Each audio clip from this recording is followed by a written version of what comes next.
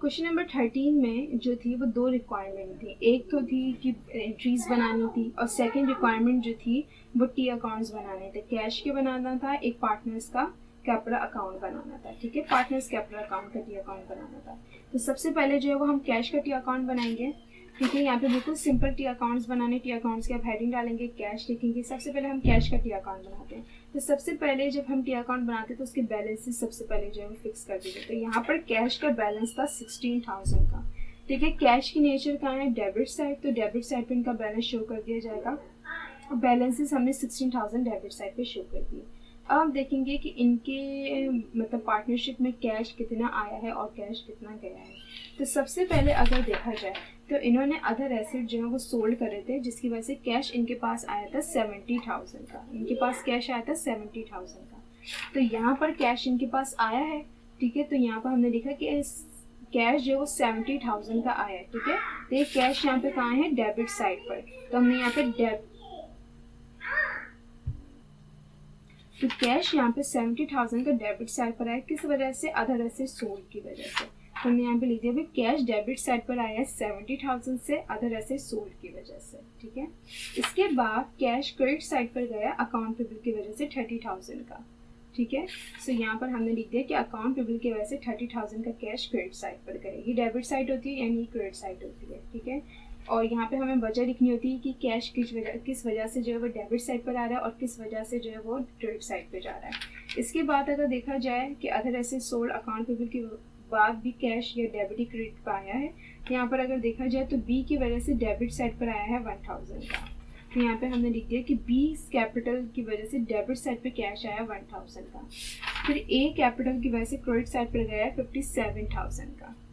हमने लिख दिया भाई ए की कैपिटल की वजह से क्रेडिट साइड पर गया 57,000 का। ठीक है, सबसे पहले कैश का बैलेंस लिखा, फिर अदर एसेट की वजह से डेबिट साइड पर आया, फिर अकाउंट पेबल की वजह से क्रेडिट साइड पर गया, फिर बी के कैपिटल की वजह से डेबिट साइड पर आया और ए कैपिटल की वजह से क्रेडिट साइड पर गया। ये सारे कैश हमने यहाँ पे जो है वो रिकॉर्ड कर दिए। ठीक है, अब हम क्या करते हैं, कैश की नेचर क्या है, डेबिट। हम डेबिट साइड को सबसे पहले टोटल करते हैं। 16,000, 70,000, 1,000। हमने जब इसको टोटल करा तो ये हो गया 87,000।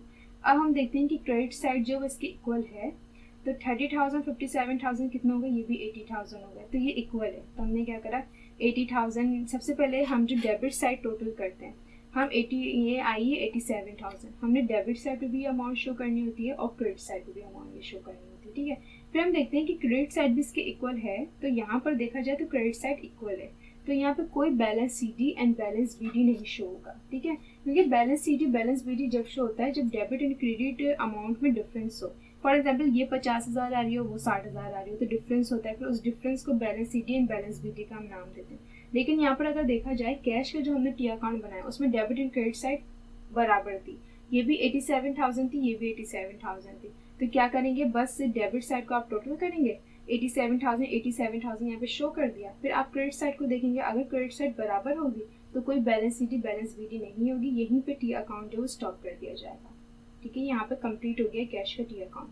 अब हम सेकंड टी अकाउंट पर आ जाते हैं। तीनों पार्टनर्स के हमने कैपिटल अकाउंट जो है वो सेटअप करने थे। तो सबसे पहले ए का कैपिटल सेटअप करते हैं। यहाँ पे जो है वो अकाउंट लिखिएगा इस तरीके से। तो सबसे पहले एस कैपिटल अकाउंट हमने बनाया, इसलिए इसका भी हमें जो है वो सबसे पहले बैलेंस लिखना है। तो कैपिटल की जो नेचर होती है क्रेडिट होती है, इसलिए इनके बैलेंसेस जो है वो क्रेडिट साइड पे शो होते हैं। तो एक का जो बैलेंस था वो 99,000 था, हमने इनका क्रेडिट साइड पे शो करा 99,000 का। अब देखा जाए तो रियलाइजेशन अकाउंट की वजह से डेबिट साइड पर आया 40,000 का। तो हम यहाँ लिख देंगे भाई रियलाइजेशन अकाउंट की वजह से डेबिट साइड पर आया 40,000 का। फिर देखेंगे कि सी की कैपिटल की वजह से डेबिट साइड पर आया 2,000 का। ये देखें, सबसे पहले रियलाइजेशन अकाउंट की वजह से डेबिट साइड पर आया 40,000 का। हमने यहाँ पे लिख दिया भी रियलाइजेशन अकाउंट की वजह से डेबिट साइड पर आया 40,000 का। फिर यहाँ पे सी के कैपिटल की वजह से डेबिट साइड पर आया 2,000 का। ये भी हमने यहाँ पे शो कर दिया कि अगेन सी के कैपिटल की वजह से डेबिट साइड पर आया 2,000 का। ठीक है, फिर अगर देखा जाए तो कैश की वजह से क्रेडिट है वो ए का देख लेना सबसे पहले। तो कैश क्रेडिट था और डेबिट साइड पर हुआ ए का कैपिटल 57,000 का। तो यहाँ पे हमने लिख दिया कि भाई कैश की वजह से डेबिट साइड पर गया ए का कैपिटल 57,000 का।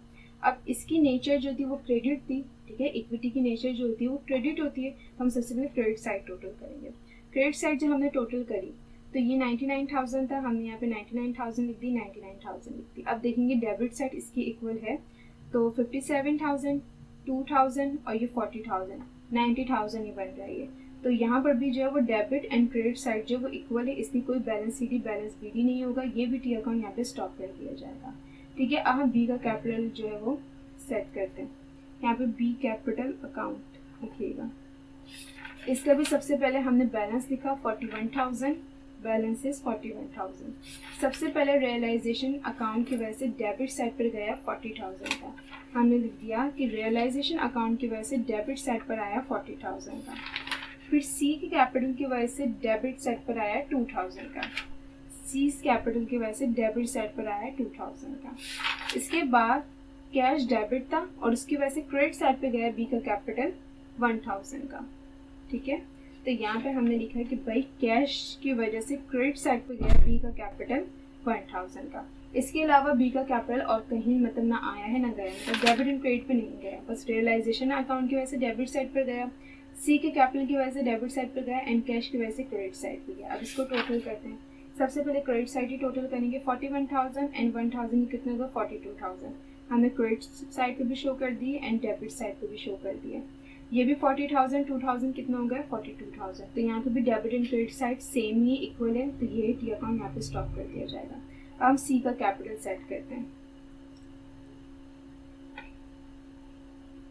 सी का जो बैलेंस था वो था 36,000, यहाँ पे बैलेंसेस लिख के हमने 36,000 लिख दिया। रियलाइजेशन अकाउंट की वजह से डेबिट साइड पर गया सी का कैपिटल 40,000 का, हमने लिख दिया भाई रियलाइजेशन अकाउंट की वजह से सी का कैपिटल डेबिट साइड पर गया 40,000 का। इसके बाद ए एंड बी, ठीक है, ए कैपिटल एंड बी कैपिटल की वजह से क्रेडिट साइड पर गया 4,000 का।